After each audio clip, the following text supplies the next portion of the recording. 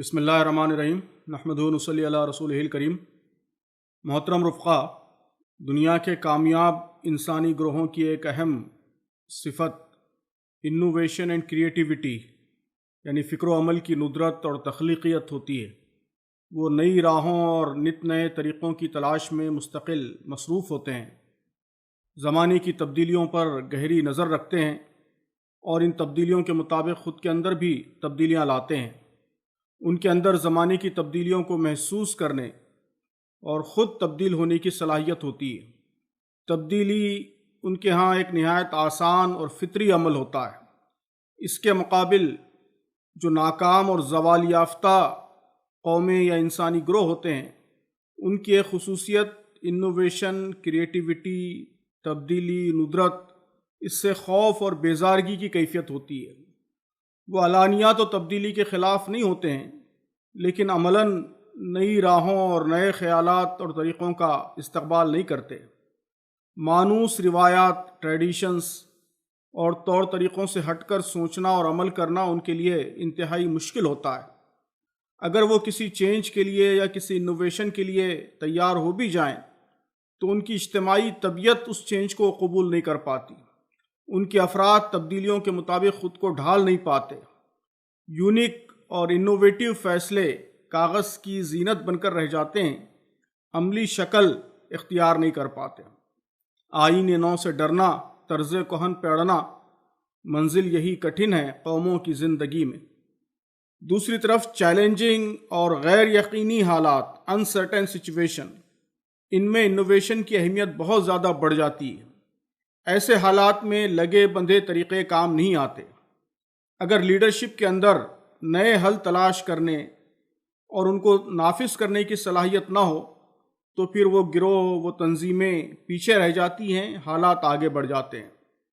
تحریک اسلامی تو ایک ہماگیر تحریک ہے، ایک انقلابی تحریک ہے، اجتہاد فکر اور تجدید دین کی داعی ہے۔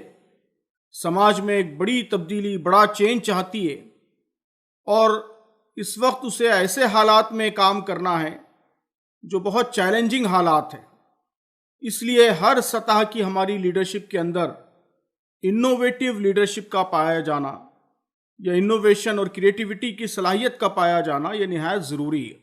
انوویٹیو لیڈرشپ یہ دو چیزوں سے مل کر بنتی ہے۔ ایک وہ جسے کریٹیوٹی کہتے ہیں، تخلیقیت کہتے ہیں، یعنی کام کرنے کے انوکھے اور نئے طریقے پیدا کرنے کی صلاحیت، مسائل کے بالکل انوکھے حل ڈھونڈنے کی صلاحیت۔ اور صرف انوکھے حل ڈھونڈنا یا نئے طریقے ایجاد کرنا ہی کافی نہیں ہے، ان طریقوں کو اختیار کرنے کے لیے جوخم لینے کی صلاحیت، رسک ٹیکنگ، یہ بھی ضروری ہے۔ اس لیے انوویٹیو لیڈر وہ ہے جو نئے حل ڈھونڈتا بھی ہے اور انہیں نافذ کرنے کے لیے، انہیں اختیار کرنے کے لیے رسک بھی لیتا ہے۔ جو کچھ ہوتا آ رہا ہے اسے کرتے رہنا یہ دنیا کا آسان ترین کام ہے۔ آزمودہ راستوں پر چلنا تو ایک اندھا بھی آسانی سے آزمودہ راستے پر چل پڑتا ہے، لیکن جب آپ نئے طریقوں کو اختیار کرتے ہیں اور نئے راستے ڈھونڈتے ہیں تو جہاں کامیابی کا امکان بڑھ جاتا ہے وہیں ناکامی کا، تنقید کا، کرٹیسزم کا، مخالفت کا، اس کے امکانات بھی بڑھ جاتے ہیں۔ تو کمزور لوگ اس سے گھبرا کر صرف آزمودہ راستوں پر اکتفا کرتے ہیں، ٹریڈیشنل طریقوں پر اکتفا کرتے ہیں، تو اس سے خطرات تو کم ہو جاتے ہیں لیکن کامیابی کے امکانات بھی کم ہو جاتے ہیں، نئے مسائل کے حل نہیں نکل پاتے۔ اسی طرح انوویٹیو لیڈرشپ جہاں خود نئے آئیڈیاز ڈھونڈنے، انہیں امپلیمنٹ کرنے کی صلاحیت کا نام ہے، وہیں اپنی تنظیم میں بھی نئی آئیڈیاز کی ہمت افزائی کرنے، انہیں آگے بڑھانے، انہیں تجربہ کرنے کا موقع دینے کا نام ہے۔ تو ان سب چیزوں کے لیے کیا مزاج ہم اپنے اندر پیدا کریں اور اپنے رفقا کے اندر پروان چڑھائیں، اس ذیل میں اس وقت 5 باتیں آپ کی خدمت میں عرض کرنی ہے۔ پہلی بات، انکلکیٹ دی انکوزیٹو مائنڈ، سوال کرنے کا مزاج پیدا کریں۔ ہم ہر چیز پر خود سے سوال کرنے کا مزاج پیدا کریں۔ قرآن و حدیث کے منصوص احکام کو چھوڑ کر ہر چیز تبدیل ہو سکتی ہے، یہی ہمارا عقیدہ ہے۔ ہر چیز پر سوال کیا جا سکتا ہے، ہمارے اصول و ضوابط ہوں یا کام کے طریقے ہوں، ہماری روایات ٹریڈیشنز ہوں یا ہمارے رجحانات ہوں، ذرائع وسائل ہوں یا پیشکش کا انداز ہو، ہر چیز پر ہم خود سے سوال کریں کہ یہ چیز کیوں اختیار کی گئی ہے، آج کے حالات میں اس کا کیا ریلیونس ہے، اس کے کیا فائدے ہیں، اگر فائدے ہیں تو فائدے غالب ہیں یا نقصانات غالب ہیں۔ ہم جانتے ہیں کہ سوال کرنے اور غور و فکر کرنے کا یہ مزاج قرآن کا پیدا کردہ مزاج ہے۔ قرآن نے جگہ جگہ غور و فکر کی دعوت دی ہے۔ توحید، رسالت اور آخرت جیسے بنیادی عقائد پر بھی اس نے خود ہی سوالات اٹھائے ہیں اور اس کے اطمینان بخش جوابات دیے ہیں۔ ہر حکم کی عقلی توجیہ کی ہے۔ اس کا مقصد یہی ہے کہ قرآن و حدیث کے دائرے کے باہر جو بھی معاملہ ہو اس کو ہم غور و فکر کا موضوع بنائیں۔ ہفتے واری اجتماعات میں یہ موضوعات ہی کیوں ہوں، کانفرنس ہی کیوں ہو، کیا تقریر کا یہی انداز صحیح ہے، کیا دعوت کے اور بھی طریقے ہو سکتے ہیں؟ تو ہر معاملے پر ہم خود سے سوال کرنے کی عادت ڈالیں، یہ پہلی چیز ہے۔ دوسری چیز، ہمیشہ بہتر متبادل کی تلاش جاری رکھیں۔ Always be in search of better alternatives. اپنے مشاہدے اور حالات کی روشنی میں ہم غور کریں کہ جو کچھ ہم کر رہے ہیں کیا اس کا کوئی بہتر متبادل، بہتر الٹرنیٹیو ہو سکتا ہے؟ ہر معاملے میں، خواہ وہ کتنا ہی پرانا معاملہ ہو اور اس کو کتنی ہی گہری روایت کی حیثیت حاصل ہو گئی ہو، اسے اختیار کرنے سے پہلے ہم سوچیں کہ کیا اس کا کوئی بہتر الٹرنیٹیو، بہتر متبادل ہو سکتا ہے؟ کیا تقریر کا کوئی بہتر متبادل ہو سکتا ہے؟ دعوت کے موجودہ طریقوں کے علاوہ کیا کوئی اور مفید طریقہ بھی ہے؟ ہمارا موجودہ اپروچ ہی بہتر ہے یا اس سے اچھا بھی کوئی اپروچ ہو سکتا ہے؟ تربیت و تزکیے کے اور بہتر طریقے کیا ہو سکتے ہیں؟ لوگوں کو متاثر کرنے اور قریب کرنے کے اور کیا ذرائع ہو سکتے ہیں؟ ہم ان تمام سوالات پر تحفظات کے بغیر کھلے ماحول میں غور و فکر کریں اور دنیا بھر میں مختلف لوگ جو تجربات کر رہے ہیں ان پر بھی نظر رکھیں۔ کہیں بھی کوئی مفید چیز پائیں، وہ کسی کے بھی پاس ہو، اگر وہ ہمارے مقصد کے لیے مفید ہے اور اسلامی فکر اور شریعت سے ٹکراتی نہیں ہے تو اسے ضالۃ المومن سمجھ کر، مومن کی گمشدہ میراث سمجھ کر قبول کر لیں۔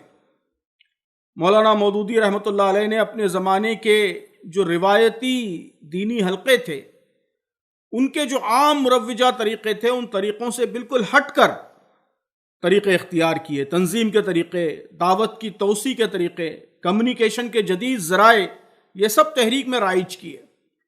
تو دنیا کی کامیاب اور انقلابی تحریکوں کا یہی وتیرہ ہوتا ہے، ہر سطح پر یہ ہمارا مزاج بننا چاہیے۔ تیسری چیز، ویلکم دی آئیڈیاز، نئے آئیڈیاز کا استقبال کریں۔ ہمارے تنظیمی ماحول میں نئے خیالات اور آئیڈیاز، ان کا پوری خوشدلی سے استقبال ہونا چاہیے۔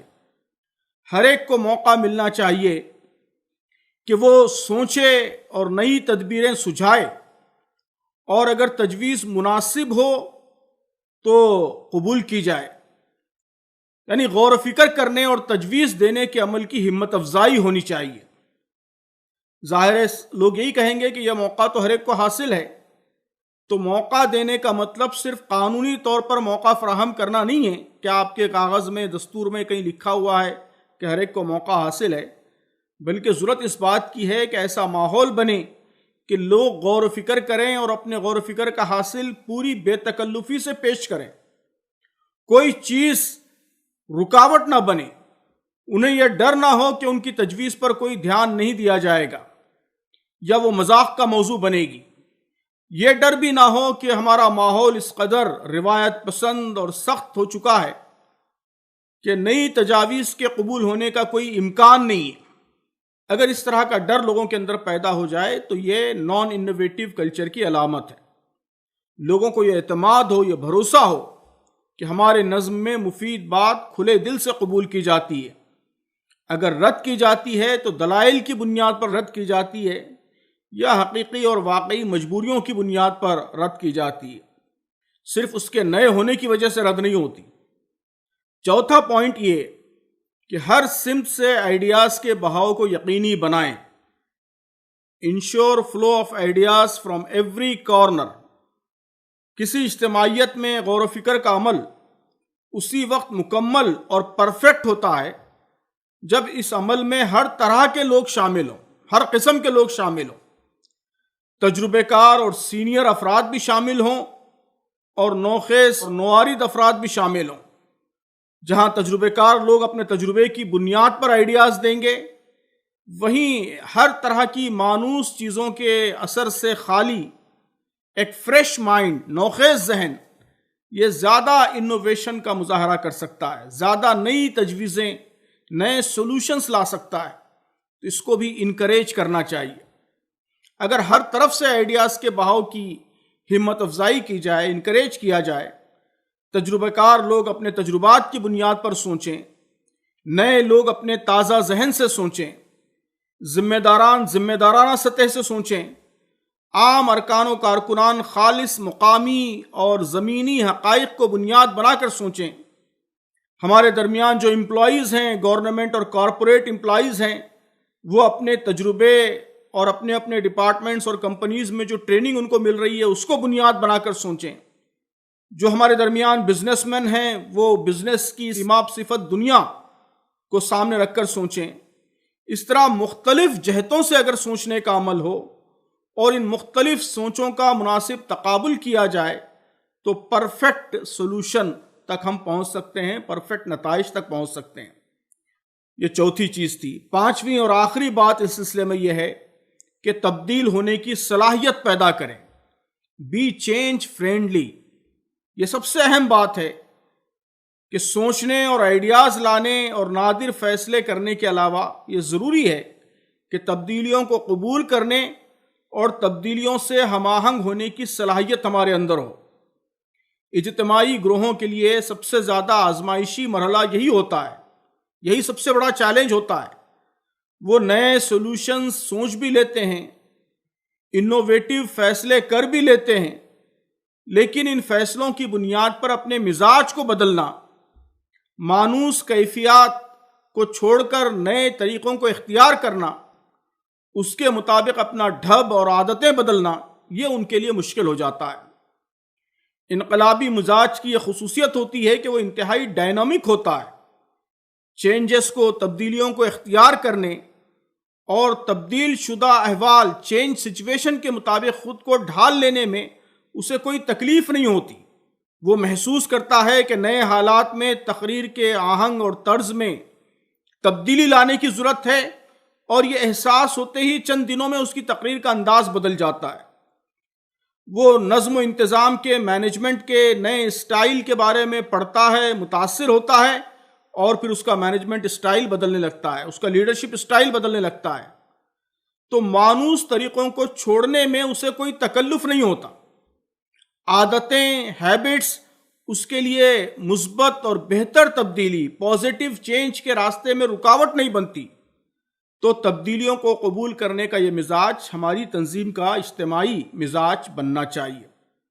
تو یہ 5 باتیں ہم کو انوویٹو لیڈرشپ کی طرف لے جائیں گی، اور جیسا کہ میں نے عرض کیا، اس وقت یہ بڑی ضرورت ہے کہ ہر سطح پر، مقامی سطحوں پر، حلقوں کی سطح پر، ہر سطح پر ایسی انوویٹو لیڈرشپ ہمارے درمیان پروان چڑھے. اللہ تعالی ہم سب کو اپنی ذمہ داریاں بحسن و خوبی ادا کرنے کی اور اس کے لیے درکار صلاحیتیں اپنے اندر پروان چڑھانے کی توفیق عطا فرمائے.